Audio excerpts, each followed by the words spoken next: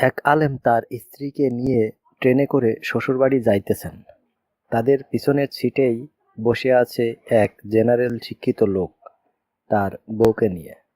লোকটির বউ পর্দা তো দূরের কথা, বরং খোলামেলাভাবেই যাইতেছেন। ওই আলেমের বউ এর অবস্থা তার বিপরীত। এক পর্যায়ে ওই আলেমকে উদ্দেশ্য করে মোল্লারা নিজেদের বউকে আবদ্ধ করে রাখে, একটু খোলামেলা রাখতে জানে না।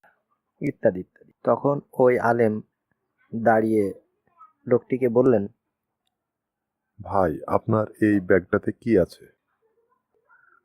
আমার গোপন জিনিসপত্র আছে আর টাকা পয়সা আছে। সেখানে কেন রাখছেন? লুকিয়ে সেভে রেখেছি।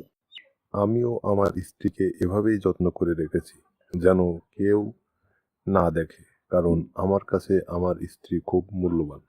পকেটের টাকার চেয়েও কোটি গুণ বেশি। আর আপনি আপনার বউকে পকেটের টাকার চেয়েও বেশি বা মূল্যবান ভাবেন না, তাই আপনার টাকা পয়সা অতি যত্ন ও গোপনে রেখেছেন।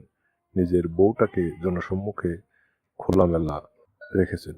আমরা আমাদের বউকে খুব ভালোবাসি বলেই অন্যের কুদৃষ্টি থেকে তাদের সেভ রাখি। অতঃপর ওই জেনারেল লোকটি খুব লজ্জিত হলো।